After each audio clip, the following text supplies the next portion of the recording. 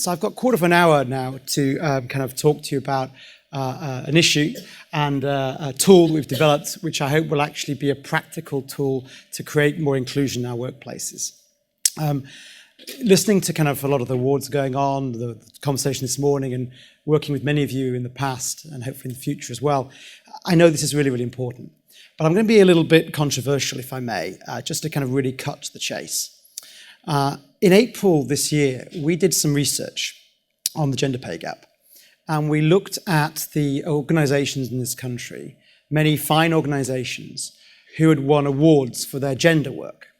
We looked particularly at the organizations that had won Catalyst Awards, the Times Top 50 Employers for Women, and we correlated these organizations with their actual gender pay gaps. And what did we find? We found an almost perfect inverse correlation. So actually what we found is that the majority of the award winners actually had worse than average gender pay gaps.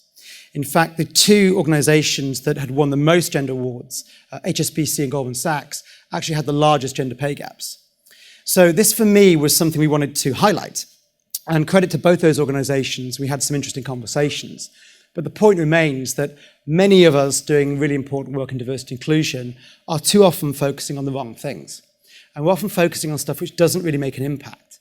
And I, for one, look at what's going on in the world right now, and I'm getting increasingly frustrated and want to actually make sure we do have impact and do make a difference in terms of, for example, pay differences or issues of equality and diversity generally. So it's with that background, really, that we wanted to focus very much on inclusion. Yes, diversity is critical. Clearly, issues of representation is significant. But so is actually projecting that, what it will look like in the future, and so is actually inclusion in terms of the behaviors that create or disempower people to actually take part in the workplace. So what I want to do is introduce you to the inclusion diagnostic, which we've developed over the last few years, which we've trialed, and I'll give you the examples of Wellcome Trust and Bank of England, where we've actually used this to measure the behaviors that are enabling minorities to take more part and leadership roles in those organizations. So if I start off basically with an example which many of you might know about, which is the blind auditions test in orchestras. If I take you back to the 1970s, you might recall that actually all orchestras in the Western world were basically white guys. And actually in the 1970s, the Boston Pops in the United States started doing something really interesting, which was they started interviewing musicians behind a curtain. And it went as far as to say they actually asked people to remove their shoes, so that stereotypically, on average, women who might have worn high heels on wooden floors wouldn't be as noticed. And the only thing that was noticed was the quality of the music behind the curtain. What happened? Well, if you look at orchestras in the United States today, compared with Western Europe, those in the USA are almost gender balanced and have definitely got a lot more ethnic diversity. Those in the UK and Western Europe are still pretty much white folks. And it just goes to show, actually, that diversity and inclusion, far from in some people's minds being the opposite of talent and meritocracy, are actually one and the same. And this proves that actually a simple nudge, such as a curtain, actually resulted in more inclusion, diversity, and higher quality music.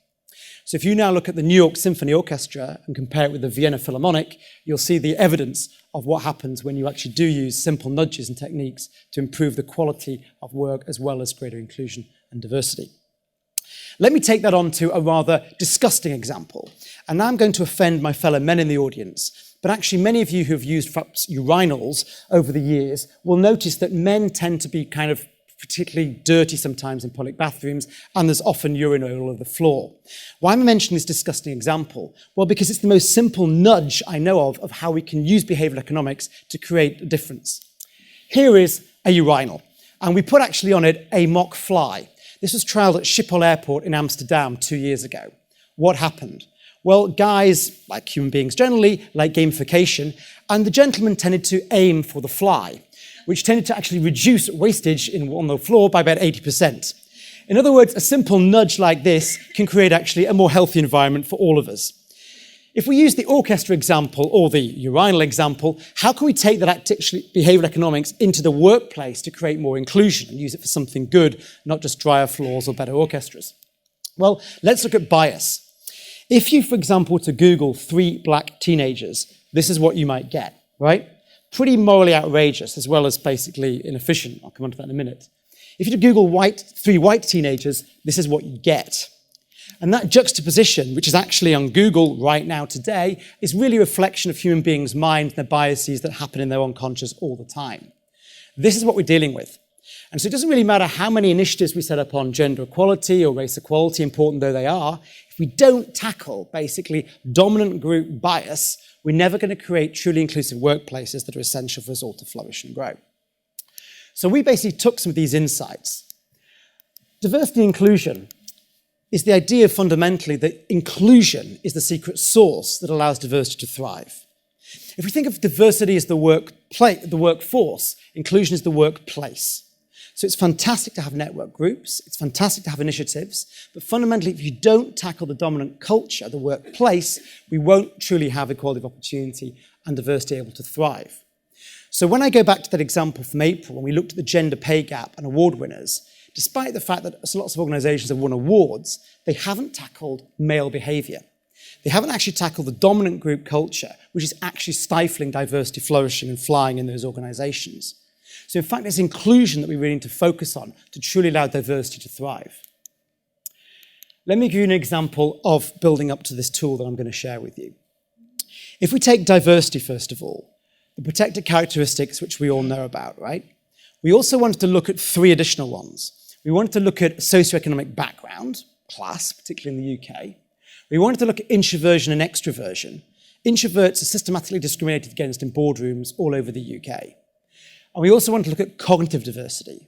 Actually, that you're not doing something for women or for Black or Asian folks. You're doing something for all of us to improve the cognitive diversity available to making decisions in the boardroom. If you take, for example, the Bank of England and the chief economists, some brilliant economists in that room. But it doesn't matter how brilliant you are, you're not brilliant enough if you don't basically have people who are different from you who will help calibrate the decisions you make to get better outcomes. So we wanted to look at all these aspects of diversity and measure them. And new organizations might measure some or all of those, and that's a great starting point, right? Representation is really important. However, it's not enough. Let me be controversial again. Some of those award winners on the pay gap stuff, those who've won awards despite having large gender pay gaps, have shifted the needle in terms of female representation, which is important. But very often, they've been females that have fitted into the existing male norm that already exists. And so cognitive diversity hasn't necessarily increased that much, even though we claim the business case is what we're all about. So we took the diversity that already exists, and then we try and project it.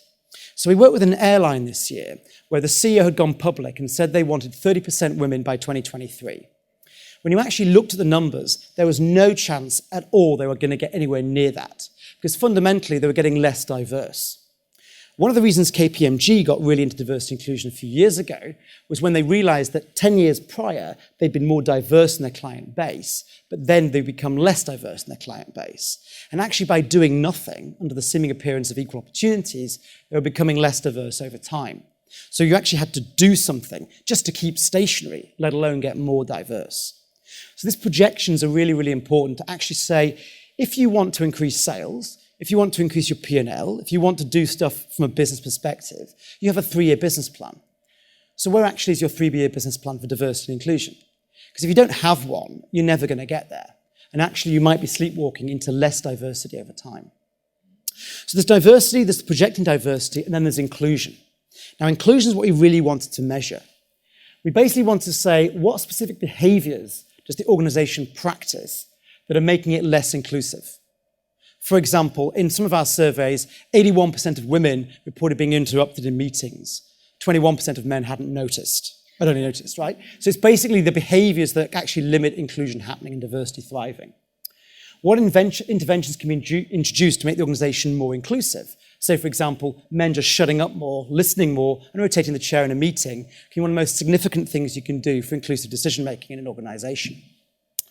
Then we wanted to develop the diagnostic. How are we going to measure this inclusion? How are we going to measure these behaviors? And we borrowed from particular scales, particularly around psychological safety. So how safe do you feel at work?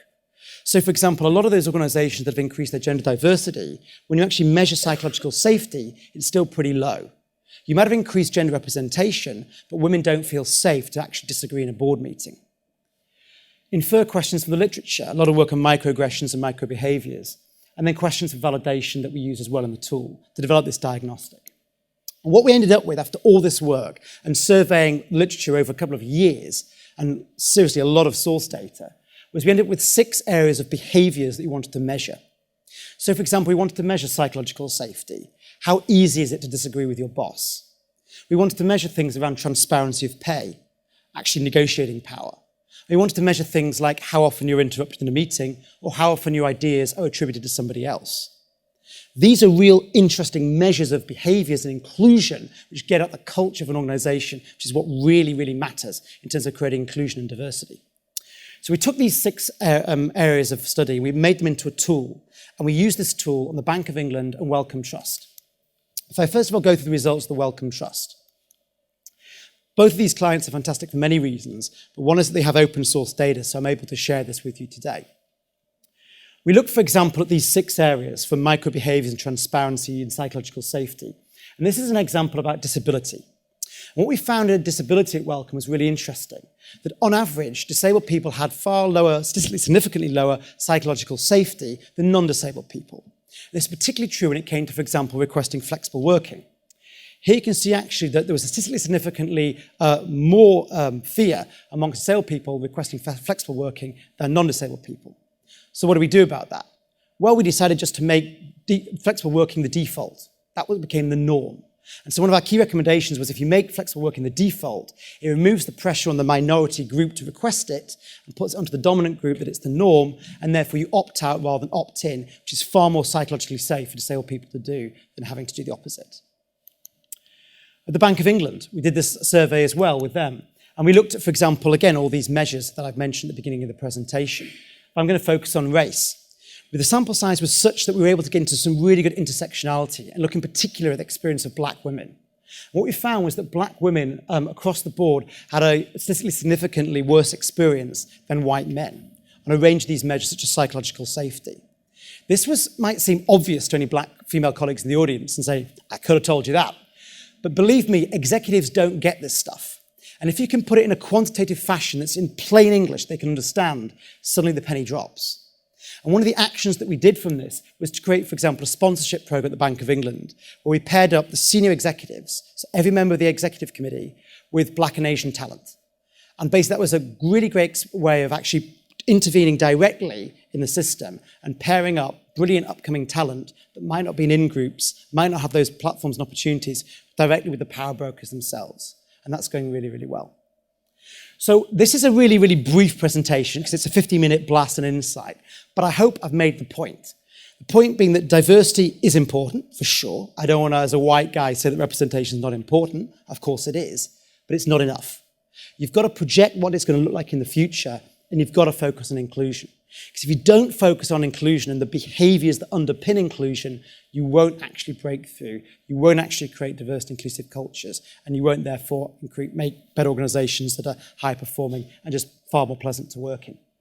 So here are 2 examples which I'm happy to go into more depth with in the Q&A on the panel later on, but I hope it gives you some really practical examples and hopefully some hope and inspiration insights that there are things we can do around behaviours that are actually helpful to the organisation as a whole, as well as empowering minorities to be far more included in organisations.